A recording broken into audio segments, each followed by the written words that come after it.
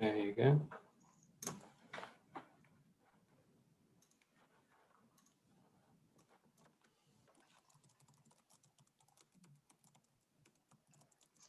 Are there many people in the waiting room, Monica? There's none. No? No, I'm afraid. Well, we know the link works because we made it in. Yes.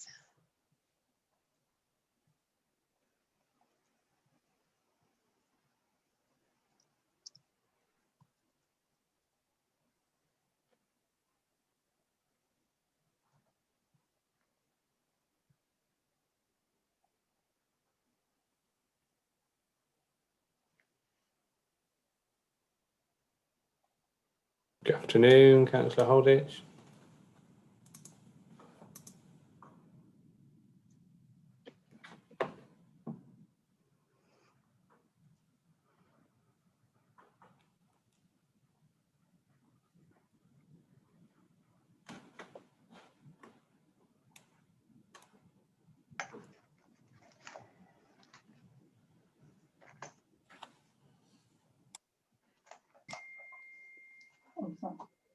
Yes, probably me. Hello, can you hear me? Hello, Councillor Holditch. We can. Oh, hello. How are you?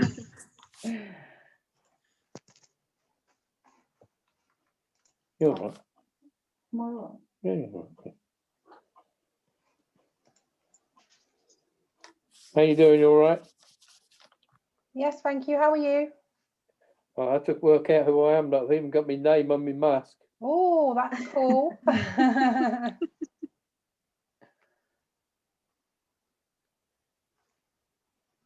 I've got a young lady here trying to get me a backdrop.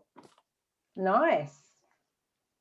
Well, all you people you've got on with these lovely backdrops every when you're on holiday and all the rest of it. So I thought, well, I better have one. But I better promote Peterborough, you see. Good idea.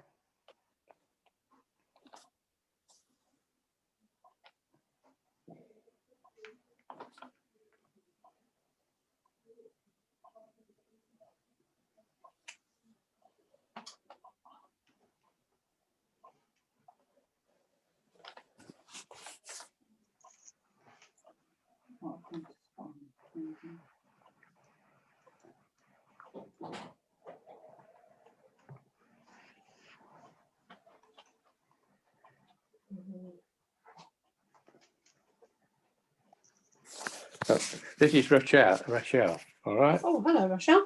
You all right? Mrs. Holditch, how are you? I'm fine. I'm just bringing my fella a nice cup of tea. That's very kind of you. Thank you very much. I know it is. Very lucky man. Hey, steady. Should be getting a big head. Okay. Bye. Take care.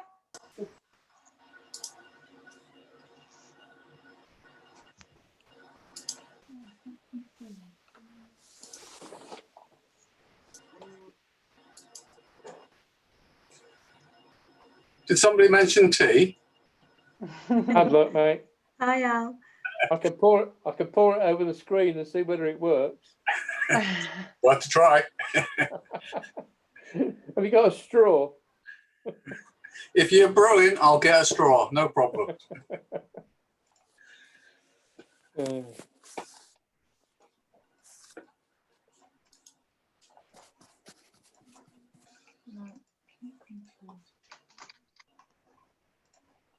I get that bit quite regularly. Like.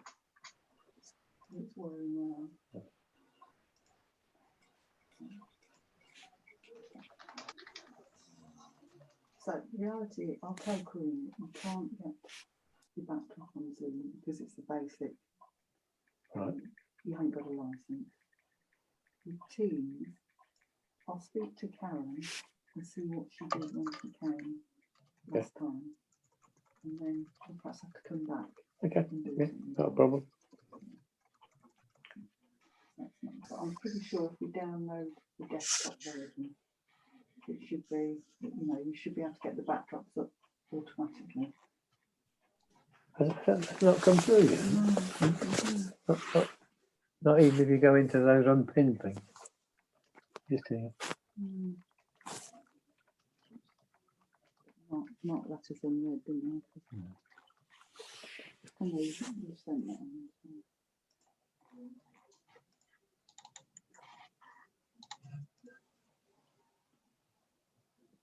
No. No, for some reason. Well, thanks for trying, isn't it? Yeah. Yeah, I think we.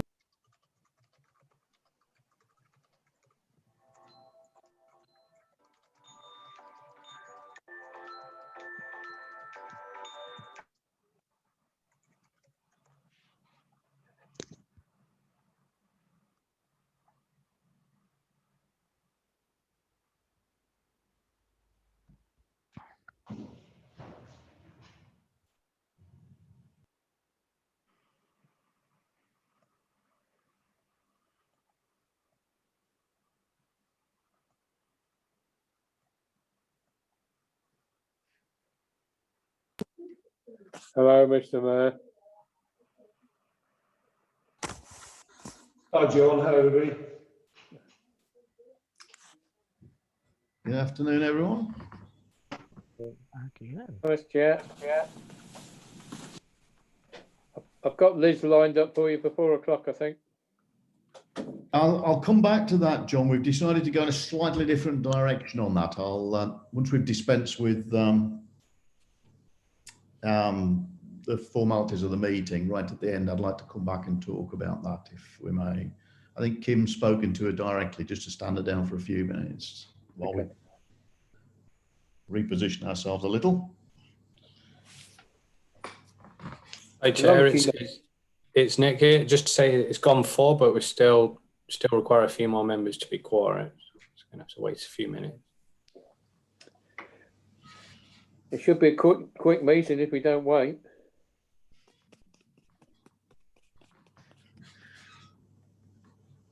I'm not sure we get Rochelle happy with that. She's all right.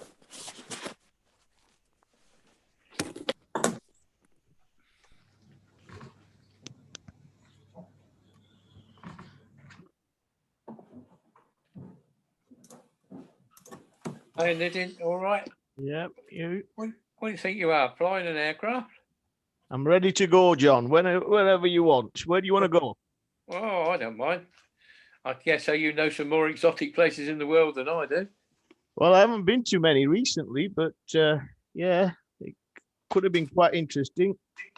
Take us to the promised land. That's where we want to go. That's Manchester. I should be in India, but I declined to go. Did you? I'll go. I could watch. Oh, well, they're not playing the IPL there anymore, so no, it's all right. You carry on. Well, I hung on and hung on and hung on because I booked it 12 months ago. My wife kept saying, cancel it, cancel it, cancel it. And I said, no, I won't cancel it. I'll wait for them to cancel it and I'll get my money back. This poor little girl rang me up and said, oh, Mr. Holter, I've got some bad news for you. I said, have you? Is the holiday still on? She said, no, I'm sorry, it's cancelled. I said, thank God for that. Where's my money?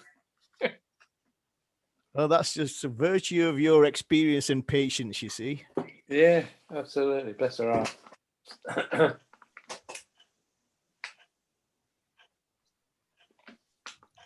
heart. Chair, we are quorate now, but I'm not sure if there are still a couple more who are due to attend. I'm not sure if you'd like to wait for them or not. Just give them 1 more minute. Sure. We're only just quorate, aren't we? Yes. Will we become unquorate when the chair leaves? If we remain with this number, yes. Okay.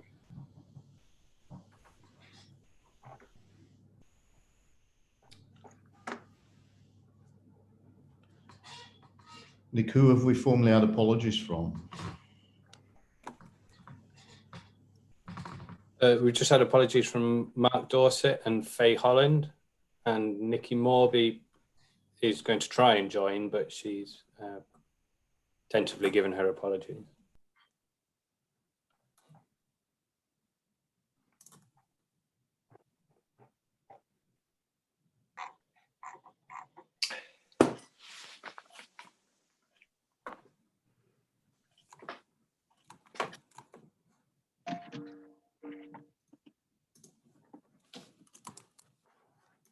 Just to confirm, Jason is just about to join, so that will. That'll get us there. Numbers. Perfect. You can bring the subs on at half time, mate. Hey, Jason, good afternoon. Everyone, apologies, I was running late. Yeah, no worries, no worries. Very grateful for your attendance. That gets us quorate and we can press on. Thank you. All righty, let's make a start. I'd like to welcome you all to this extraordinary meeting of the Business Board. Thank you. In terms of technical arrangements, it is being held via Zoom video conferencing and will be recorded for governance purposes. If you experience any technical difficulties during the meeting, please refresh your connection in the first instance. If it becomes apparent during the meeting that we've lost members and are no longer quorate, it may be necessary to adjourn or have to reconvene the meeting as a telephone conference. Can I also remind board members that this is a private meeting which only Business Board members and specific officers are invited to, so I trust you're all in a secure place. We'll make an exception for Jason and his assistant. Trust me, he won't tell. To ensure everyone is online and present, can we please confirm our names so attendance can be registered? Tina, I see. Yes, Tina. Yeah. Thank you, Tina. Amir? Yes, Amir. Al? Yes, sir. Thank you, Al. Nikki? No. Jason? Present. Hello. Thank you, Jason. Andy? Yep, here. Andy. Nitin? Yep. Thank you. Rebecca? Yes. Kelly? No. James? Mayor? Thank you, James. Councillor John Holditch?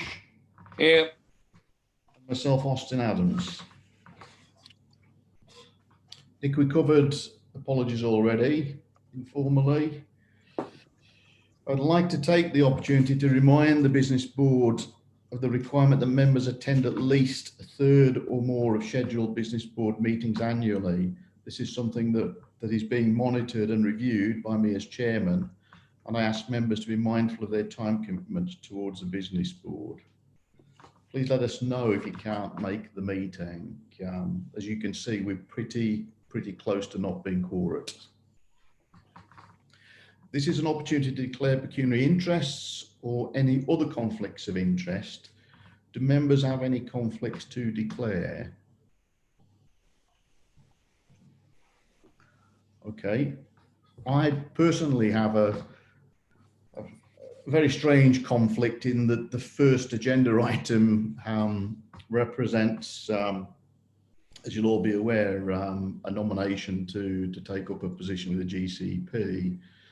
Let me assure you that there's no personal gain or in any way, shape or form in taking that role. But nevertheless, in light of that, what I propose that we will do there is we will have Rochelle present the report. I'd like to just give you my view on it and how I see things and how we've got to where we are and what I think will work very well here. Then I'm going to step out to give you guys a bit of free space to debate the issue. I'm very grateful to Andy, who's been very much at my side during many of the discussions on this. So Andy has a really good understanding of all of the moving parts, and I'm sure he'll fill in any gaps for you. I'll leave you guys to vote on that, and then I'll come back to pick up the second agenda item, if that's okay with you. I'm also mindful that John T. Hill, Business Board Chief Officer, is not in attendance today due to avoiding a conflict of interest, given John is named as a partner on the Getting Building Fund project application form, which will be considered later in the meeting. So John's not in attendance today. With that, let's move to the first agenda item. Rochelle, I wonder if you'd be kind enough to introduce the report on the nomination for the GCP Executive Board, please. Thank you, Chair. Good afternoon, members. Good afternoon, Mayor. Good afternoon, Councillor Holditch. This paper concerns nomination to the Greater Cambridge Partnership Executive Board. Hereafter, I will refer to the Greater Cambridge Partnership as the GCP. Section 1.2 sets out the recommendations, and I will repeat those for your ease of reference. The Business Board is recommended to nominate the Chair of the Business Board to be a non-voting co-opted member of the GCP Executive Board. To note that the Chair of the Business Board will be co-opting Dr. Andy Williams of AstraZeneca as a non-voting member of the Business Board, and propose to the GCP that it invite Dr. Andy Williams to join the GCP Executive Board as a second non-voting member from the Business Board. In 2014, the GCP Executive Board was established as a joint committee of Cambridgeshire City Council, South Cambridgeshire District Council and Cambridgeshire County Council. The former LEP, prior to the inception of the Business Board, had nomination rights to the GCP Executive Board. Appendix A includes the terms of reference and the standing order for the Executive Board. The terms of reference set out the membership, which is 3 elected members with full voting rights, 1 from each of the 3 councils, and 2 non-voting members, 1 from the Business Board and 1 from the University of Cambridgeshire. The standing orders state that the Business Board and the University of Cambridge may at any time ask the Executive Board to replace their nominated co-opted member and alternate or substitute member by way of a further nomination. Recent correspondence from the GCP to the Mayor has echoed this right. To give some historical background, in February 2018, the GCB endorsed the appointment of the CEO of Cambridge Network as a representative from the business community. This was an interim arrangement while the former LEP was being reconstituted. When the LEP was reconstituted and the Business Board established, the business community representative from the former LEP continued. It is now recommended that the Business Board nominate its chair as a non-voting member of the GCB Executive Board. This will allow the Business Board to engage with the Executive Board's decision-making and allow for better coordination between the 2 bodies. As the Business Board is committed to improving local partnership working and considering needs of the business community, the Chair of the Business Board will co-opt Dr. Andy Williams to the Business Board. Finally, to ensure that the GCP Executive Board has a business representative who both lives and works in the area, it is proposed to suggest to the GCP that it invite Dr. Andy Williams to join the GCP Executive Board. This arrangement would remove the need for a substitute member, as there would be 2 Business Board members on the Executive Board. The standing orders and the terms of references do not impose any recommendation as to who should sit on the Business Board as a nominee. And the proposals mentioned earlier and set out at section 2.8 of the report would be entirely at the GCP's discretion. In relation to the discretion, in the past, the Chair of the Executive Board wrote to the Mayor on the 31st of July 2020, offering the Mayor a non-voting seat on the Executive Board. This has taken place, as I said, at the Chair's discretion, and the Mayor attended the last meeting of the GCP on the 1st of October 2020. That concludes the summary of the report, and I will now hand over to Austin prior to taking any questions. Thank you. Thank you, Rochelle. Appreciate that.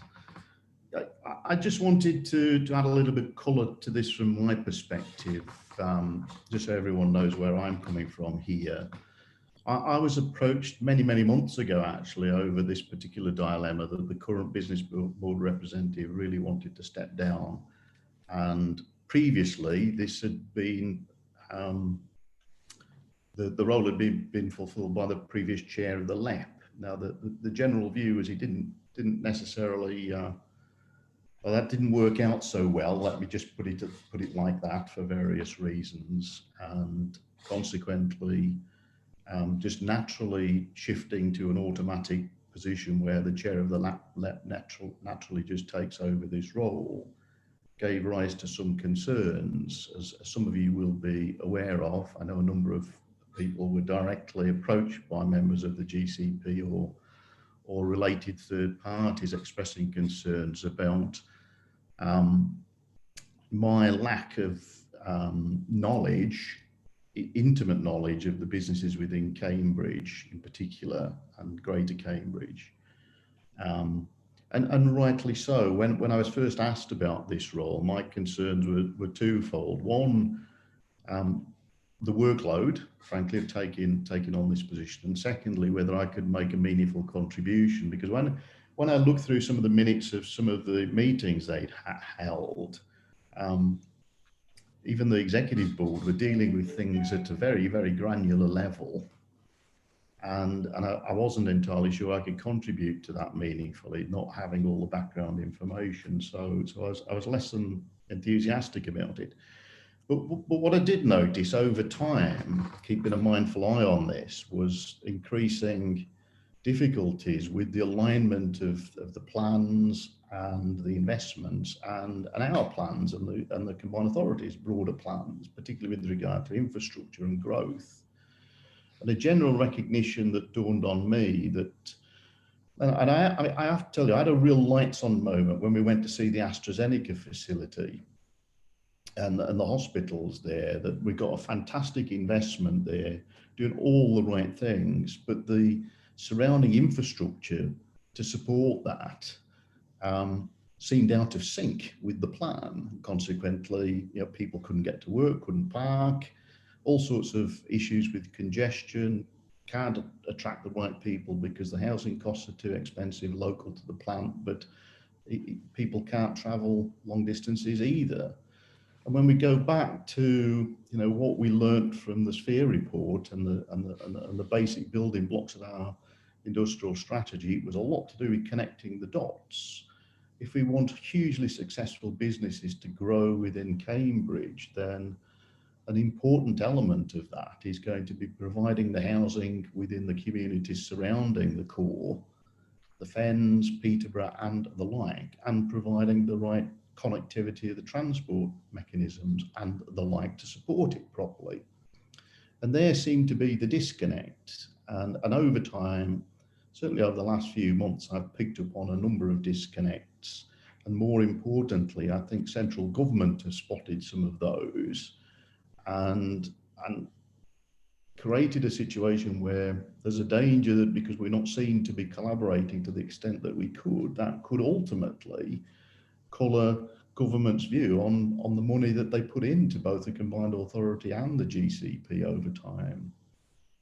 So that inspired me to want to get engaged, not that I could deal with the detail, but that I could bring some sense of context to the discussions within the GCP about how do these plans align with regard to the broader policies and investments of the combined authority and how they drive with what they're trying to get done and how that fits with the housing, the skills agenda, the transport.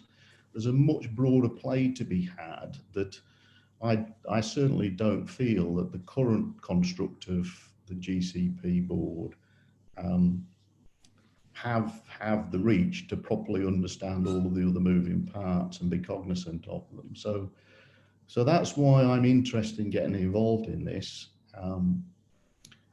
Quite rightly, the point was raised about my lack of intimate knowledge of the businesses within Cambridge, and therefore the compromise that came along, and I'm very grateful to Andy for teasing this out, was to work with Andy Williams from AstraZeneca, who front and centre has the kind of problem that I've just discussed about getting the people into work and finding the homes for them, for him to continue to grow and nurture that business.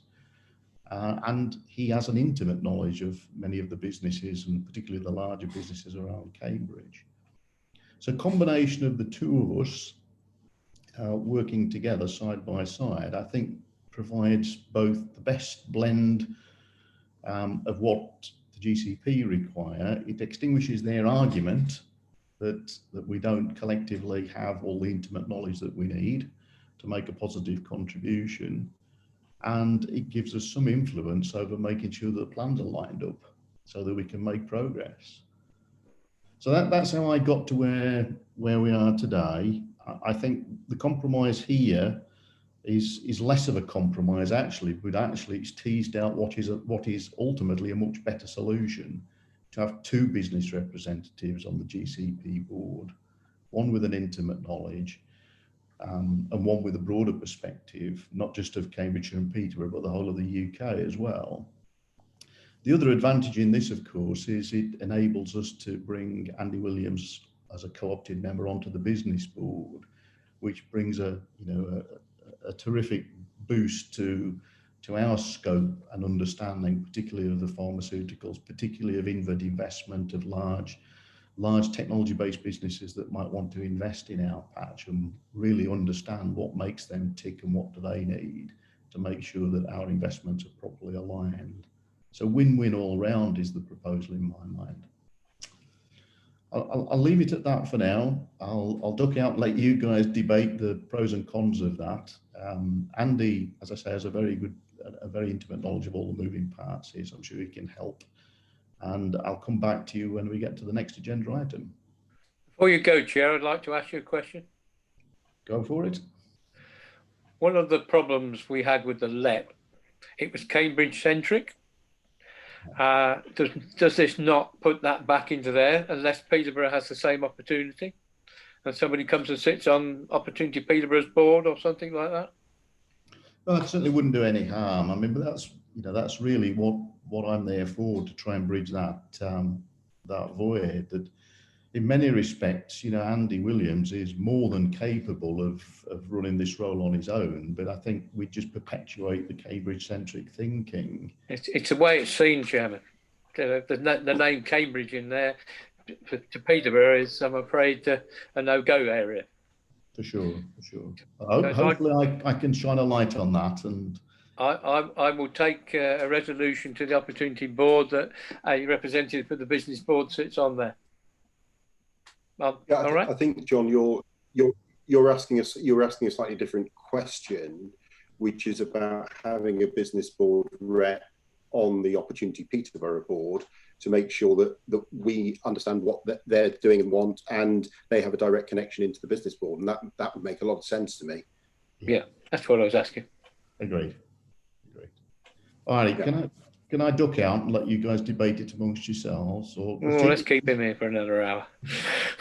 Tina, did you have a direct question for me, or was it for the debate?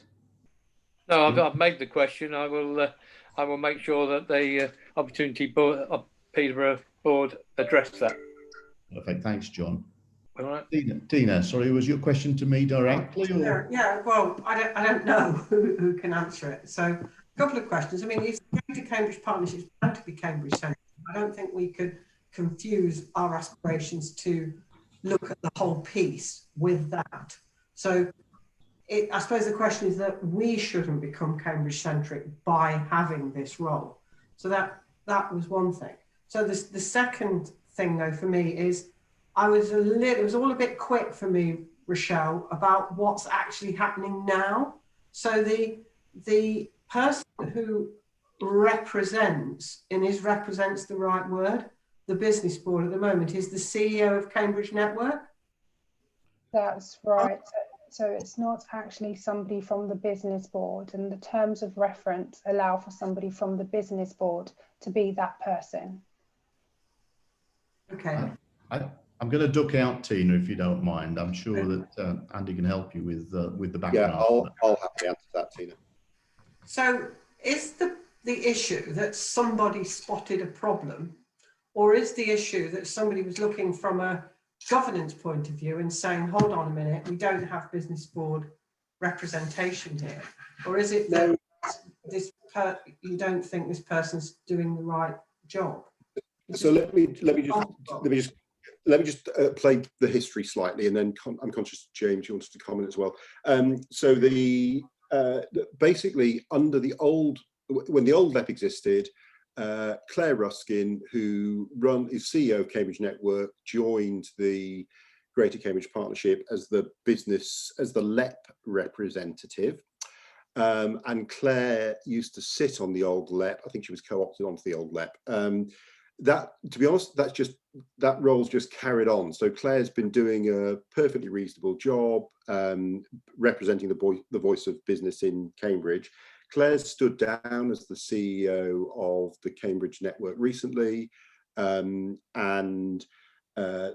the questions come up about saying, well, actually, Claire's not on the business board, so she can't really be the business board representative on the GCP, and we haven't really had any input directly while she's been in that role. So it makes sense for somebody from the business board to join the Greater Cambridge. So does that mean she's stepping down from the GCP as well? She is.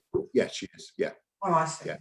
So effectively, there will be a vacancy on the Greater Cambridge Partnership, and we have the right to nominate somebody to fill that vacancy. And there was some initial concern that Austin wasn't Cambridge-centric enough, but was from outside Cambridge, or what? I think it was two things, to be honest.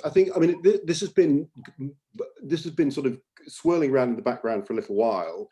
I think initially Austin spoke to Claire to just say, what's the role involved, how much time is involved, etc. And Austin was not, for the reasons he outlined, he was slightly concerned about the workload that's involved. Was it really the right thing for him? Was he the right person to provide that input? And so in the early discussions, I think he wasn't sure he wanted to do it. I think as things have panned out, he's gone, no, actually, I could play a really useful role. And I think getting alignment between the Greater Cambridge Partnership and the Combined Authority, and making sure we can get on with the different projects that are important for business. Austin's gone, I can help drive that agenda forward, and that's an important thing to do. So that's why he's now said he would be keen to be involved. So that's that bit of background. But James, did you want to comment? Yeah, I think just going historically, when city deals were brought in across the UK, every single one of them was represented by the chairman of the LEP or a nominated individual. Mark Reed was a member of the City Deal Board up until his resignation. At that point, the interim chairman of the LEP should have been invited onto the GCP and wasn't. And then later, when Amir was made chairman of the business board, he should have been invited and wasn't. And Austin should have been invited and wasn't. So there is a historical context with this. And the reason why the government thought it was important to have the wider business view on city deals was very simple. And let me give you an example of why it's important to have a wider view. And this isn't critical of Andy Williams. This is just an example of what can happen. So when AstraZeneca come to Cambridge, they bring with them some 2,500 people to work in the city. Cambridge neither has the infrastructure to deal with that nor the housing capacity to deliver that either. So two things. First of all, house prices go up significantly, and that creates further movement out of the city north, because you can't move south out of the city because house prices are expensive south. So further movement north. A significant number of AZ's staff still live a considerable distance away because of the housing cost in the Cambridge area. So when considering transport and housing initiatives within the Cambridge City Deal area, South Cambs and Cambridge, it is impossible to do so without seeing the wider effect and the knock-on effect on the transport network and housing delivery and the wider economy. So it is important, obviously, to have people from within the South Cambs and City area on that City Deal board.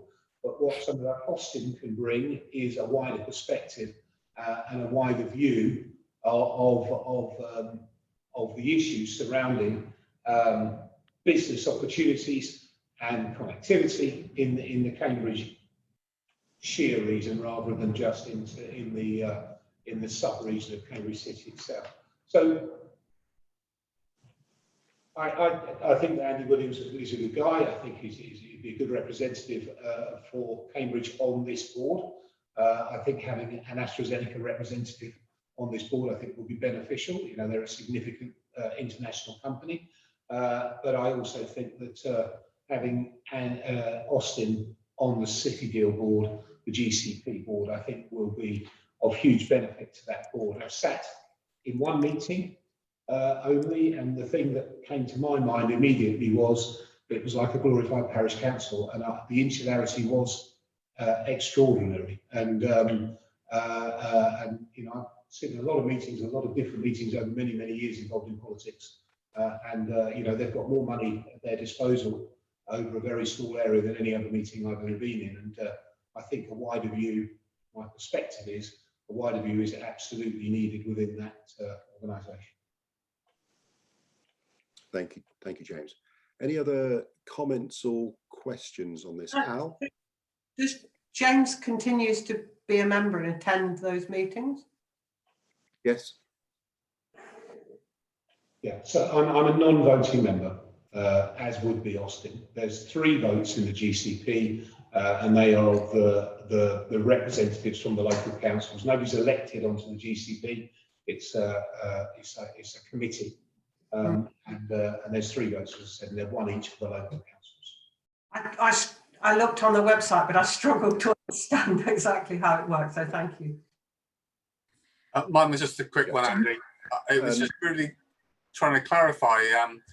I can understand everyone's trying to be creative, and it sounds like a good outcome. But Dr. Andy Williams sounds like a great addition. But is his desire to join our business board, or is that simply a mechanism in order to join and be part of the GCP?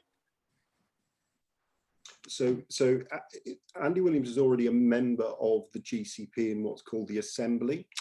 So there's the board that, which James is sitting on, and this is the one that we're proposing Austin goes on. And then there's an Assembly, which is a wider group, and there are 4 business reps on the Assembly, and Andy is one of those business reps. The business reps on the Assembly were the ones who wrote to me before our last meeting saying that they would just like to discuss making sure that whoever was representing the business community on the business board had a good understanding of the Cambridge area. And I absolutely agree with James's comment about the need to understand the wider area as well. So then there was a conversation between me, Austin, and those 4 business reps.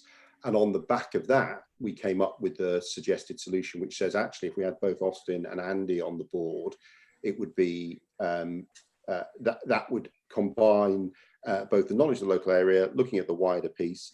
And Andy's actually quite keen to join the business board as well, and made the point to me when I was talking to him recently that actually if he is here as a member of the business board, he will be going to GCP meetings representing the business board and the views of the business board, not simply there as a representative from a large business in Cambridge. So I mean, some colleagues on the call will know Andy well.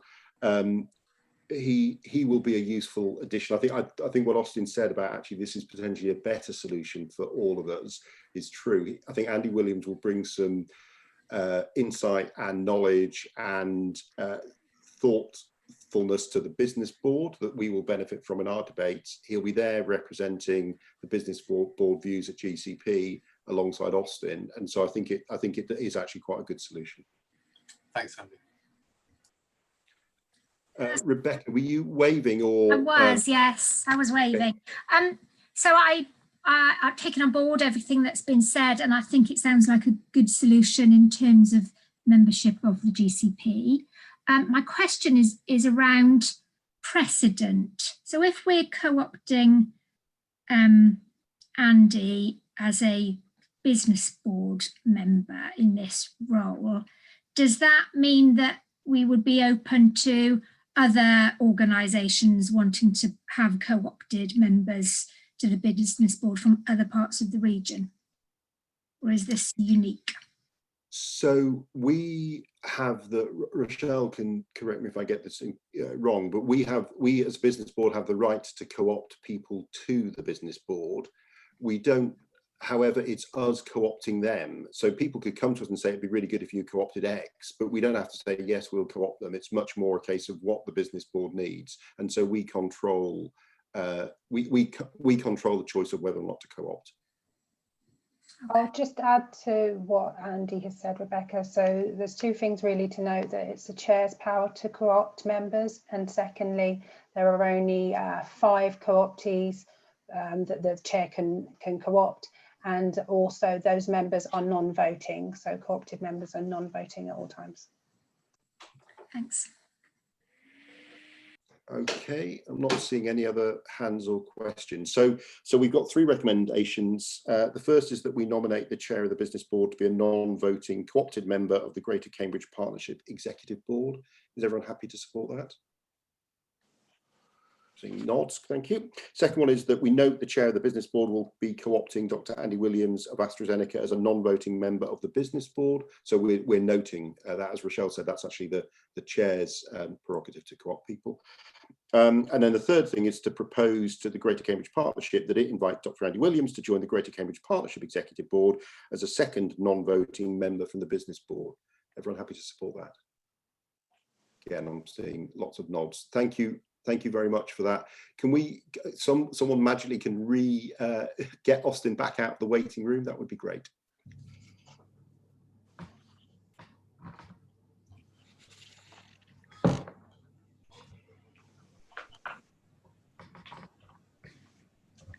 Oh, there you are. Hey. So, Austin, just to give you immediate feedback on that. So the 3 recommend, well, the A and B were accepted, and sorry, A and C were accepted, and B was we noted, and it was unanimous that we were supporting it. All right, that's lovely. Thanks very much indeed. Appreciate it. All right, let's move us on then to item 2.1, the Getting Building Fund project proposal. Steve, I believe you're going to introduce this for us, please. Yes, good afternoon, business board members. Yeah, so this is the business board responsible for managing the £14.6 million of Getting Building Fund, GBF, that was allocated to us over the summer period. The business board is asked in this report to consider and make recommendations in regard to the application that's been submitted, having been through the local assurance framework scoring process. An independent external assessment has been undertaken. The business board agreed at its extraordinary meeting on the 9th of July that the Peterborough University Phase 2 Manufacturing Materials Research and Development Centre was the only project to take forward to formally invite to apply for this funding. And so the project has now been through all of the steps of local assurance framework, apart from, of course, at the beginning, not responding to a call that was issued by the business board in the locality. So in light of the fact there was no call from the business board to comply with local assurance framework, the business board is asked to approve a variation to the decision-making process prior to making any other recommendation on the project. In terms of the project itself, the project comprises investment of Getting Building Fund into a joint venture between Photocentric and the combined authority. This would then be used to buy the land and build the R&D centre. The 13.468 million would be used for that investment element. Then there's a second element, which is a grant to support infrastructure for the development. This would comprise 827,000 to Peterborough City Council. Both the 2 other parties in this project, Photocentric, would be bringing in 1.86 million of match funding into the project, and Peterborough City Council will be contributing 1.9 million towards the infrastructure. The jobs this project would create, it's 256 direct jobs created in the actual centre, 2,500 indirect jobs created in the wider ecosystem over a period of time of operation, and 80 temporary construction roles whilst the centre is built in parallel with the phase 1 construction, which will be parallel processed at the same time. A centre operating company will be procured by the joint venture to operate the centre going forwards once completed. Mace consultants who are working on the phase 1 of the university would be the managing consultants to build the building in parallel. The anchor tenant would be photocentric, but the centre operator would obviously would come forward with a package of support in its business plan using a staggered rental step system. So it'd be a peppercorn rent in years 1 to 3, and then a staggered rent increasing to full market rate to year 10, so a 7-year step. This would give the chance that they could attract the right international and significant UK R&D companies to come and take up research in the centre. There would be the option for CPCA to sell its stake in the JV at points 5 and 10 years. This would give the business board opportunity to recycle funding into other projects in Peterborough or beyond. At the entrepreneurs panel, the presentation, the key risks were addressed, but obviously the creation of a business plan was one element which needs to be done once an operator has been procured for the centre. As already mentioned, the board is asked to note that the decision process here is not our usual business board recommendation to combined authority. It is intended after today's meeting that the mayor will approve the award of funding on behalf of the combined authority after consulting with the combined authority board members. This alternative route is being used because the Getting Building Fund allocation has prescriptive spending criteria. Primarily, the main one is the delivery of capital spend by March 22, which is an incredibly short time frame to actually deliver a building. So this project is seeking to have assurance of funding award by the end of this month in order to progress with things like the planning application, start clearance works, and also enable the main construction procurement work process. Obviously, waiting until the November business board and then to the CA board at the end of November would put an extra month onto that already tight timeline. So in terms of financial implications, currently, obviously we're in receipt of the first half of the 14.6 million, and we're shortly to get the second half. So there are sufficient uncommitted Getting Building funds up front to meet this without any impact on other CPCA resources. And in terms of legal implications, as mentioned, the project has complied in all other ways with the local assurance framework process for Local Growth Fund. But obviously, because it doesn't originate from a local call, the project was obviously selected from a pipeline of projects after MHCLG invited shovel-ready projects. So by virtue of the National Assurance Framework, the Business Board is empowered to give prior approval to a variation in the decision-making process stipulated in the Local Assurance Framework. So in this case, in relation to there not being a local call for this project. And that's it, aside from obviously the recommendations. So over to questions. Thank you, Steve. Questions? Andy? So I'm not going to argue against this particularly, but I have got I think 3 questions I'd just like to explore. The first is why this project scored, relatively speaking, much less well at the panel stage than it did at the other 2. Sorry, at the independent assessment stage rather than at the other 2 stages. The second is a question about your comment, Steve, about the business case, which I noticed the independent assessors picked up, and it slightly worries me that we're talking about investing quite a lot of money in something where the statement is along the lines of there is no business case yet developed, and that feels like quite a high risk thing to do. I understand the reason we are in this position given the timescales, but I think we need to think very carefully about how we manage the risks associated with delivery of this project, and making sure that's clear. And then the third thing is just to confirm that there's no reputational risks that will come back and bite the business board if this, given the speed at which this has been done, if in 6 months' time or 9 months' time we go, we can't spend the money as rapidly as we'd hoped, or the building works are delayed because we've had a second wave of COVID, or the business case is not working out as well as we hoped it would, and therefore we've got an issue with running this. How do we make sure that we don't take the rap as a business board for the project not delivering what we hope it will deliver at the moment? So it's really about why it scored less well at the independent assessment, and how we manage the risks associated with this project.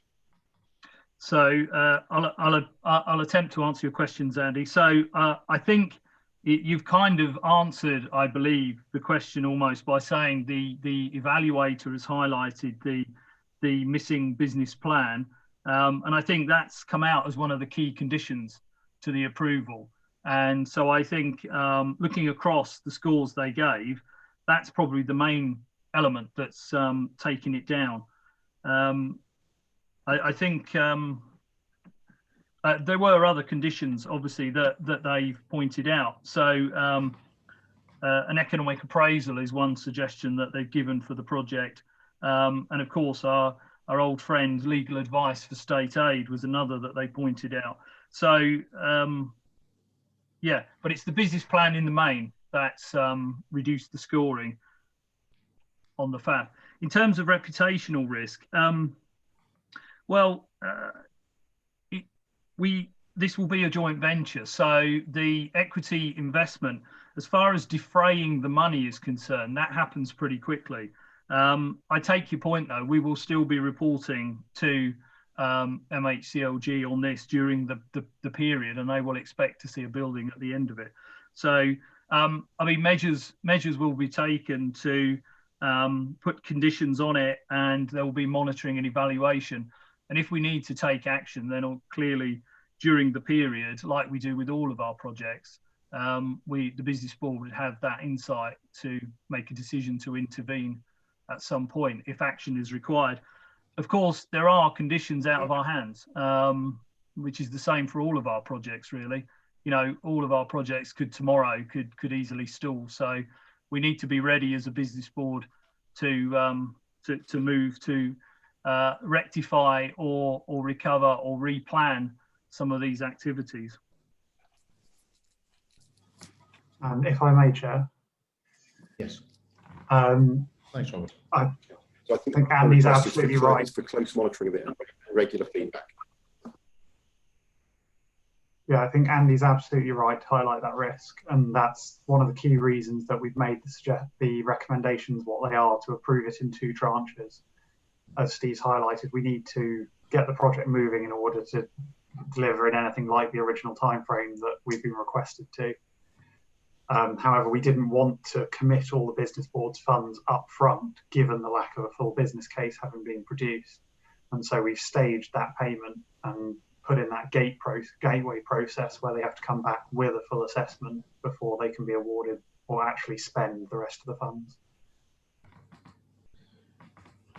Thank you for that. Are there any other questions? I've got a couple. That 2-stage process would not hold up the delivery of this. As it's been said, it's very, very tight. It won't get planning permission until next March, April time, and then it's got to go. So as long as it doesn't hold up the process, it shouldn't do.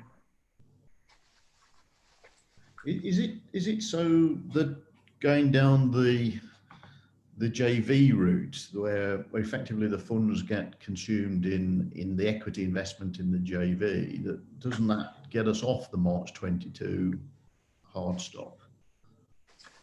It does. We have obviously been doing that with local growth funding, and the Cities and Local Growth Unit team have been, they've not given us what you might call written advice on that, but they've basically said it's a decision for your accountable body. We have no issues with it. So it does, but it may not change the fact that, you know, in terms of an output as such, it may cover the defrayed point, but still they will be looking to look at a piece of infrastructure by March 22. Sure. Bit of risk mitigation there, though. Then and my second question, Steve, was we're already funding Photocentric to relocate a part of their organisation under another 1.9 million LGF funding ask. Are we likely to run into any conflict here with the two projects? No, because the other project, there was a change request recently to the last board where they're switching location, and this will enable them to move their R&D into this building. Yeah. And the original project will focus entirely on manufacturing and creating high value jobs in manufacturing. Okay, thank you for that. Any other questions? I can't see everyone's face on my screen just at the moment, but please shout or press the hand button if you've got a question. I can't see anything, in which case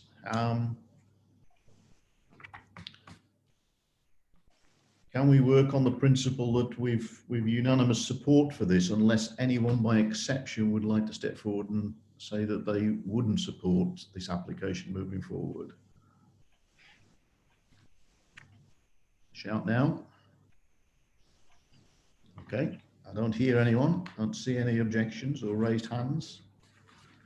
Consider that carried unanimously. Thank you. Thank you, Steve, for an excellent presentation. Very exciting project, quite innovative. Thank you for that. That actually brings us to the end of the agenda for today. There was one point I wanted to swing back on, though, if I may, just under any other business. Some of us were on a call earlier and we debated the issue with regard to, you know, the fast-moving situation with COVID-19 and what that might mean in terms of lockdown, and how we can play a meaningful role in helping to manage some of that in representing the interests of businesses. I think John's proposal was to try and get someone from the medical or health environment to come and speak to us about that and give us an update, which was gratefully received. On reflection, though, I think we've got quite a bit of work to do in short order to understand exactly how this is going to get played out. I'm anxious to have a conversation with James, which we've scheduled or trying to schedule during this week, to understand all the moving parts here, so that not only have we got an understanding of the medical position on what's happening on the patch and how fast that's moving and where, but also that we can keep a measured and tempered approach to understanding some of the economics of it. Just reflecting on what we've all seen in the news with some of the shenanigans going on very much in the public domain as well with Liverpool, Manchester and Lancashire. We're likely to face some similar issues. So I'd like to just park that for now, but with an ask that if we need to mobilise very, very quickly as a business community to help James in particular make sure that we've got a very, very balanced view and a thorough understanding of the impact of some of the decisions that may get driven by the scientific community or the medical profession, that the business board members, if called upon, could quickly step up to the plate and help us with getting a view on that. And that's as much as I wanted to say on the subject for now. I think we'll hear much more about that over the next few days. Can I just comment on that? You've stood Liz down then, have you? Yes. You have, okay, fine. The other thing, there is a meeting with the latest proposals on Thursday, which the Mayor's been invited to. If you would like an invitation to that, you can most certainly have it, because it's going to be, the proposal is it's controlled by local members, so and local leaders and local councils. So it'll be done on an individual town basis or city basis or whatever have you. and on localities rather than the whole town or the whole whatever. That's the proposal, but it's going to come out on Thursday. If the business board would like representation on that, can't all come, but one of you can. I'm sure that whoever's online will arrange that for you. All right. We'll park that thought for a minute and we'll discuss it amongst ourselves with James and Kim and other interested parties over the next couple of days, I think. Yeah. I'm most anxious that we've got the views of the business community properly represented in the decision-making processes around what the consequences might be. Me too, Chairman. But it's such a fast-moving situation. Then you can't afford to sit back for weeks and let it happen to you. You've got to get your views in now. Yeah, understood. I think, Austin, if I may come in, the decision-making process at the moment is a closed group with it's called the SCG, health professionals and 1 or 2 chief execs involved. They were the people who set up the initial COVID response back in the spring. My concern is that at this moment in time, there is no political or business voice in the room. And so consequently, all decisions are being made on the capacity that we have in our hospitals. And no other considerations are being made at this time. So we are trying to influence the decision making from within that group. I've got a phone call this afternoon with Jan Thomas, who's the head of health of the county council, and we'll keep engaged. I'm not saying their decision making is wrong, but I would like to see within that decision making group the views of people who represent businesses that will probably go under if we do the wrong thing. And clearly, there is somebody who's got to be answerable for this, and it's going to be the politicians that are answerable, not necessarily civil servants, and we have to be aware of that. So, but it's an ongoing piece, as John said, it's moving very quickly. We don't know yet at this moment in time, and I don't want to frighten anybody at all, whether we will even go into a tier 2 in Cambridgeshire and Peterborough. It all depends on the numbers over the course of next year. Indeedy. Thanks, James. All righty. Unless anyone's got any other comments on that point, we'll leave it at that for today. Thanks very much for your time. Shout now if you do. All righty. Thanks, everyone. Very much appreciated. Thank you. Thank you.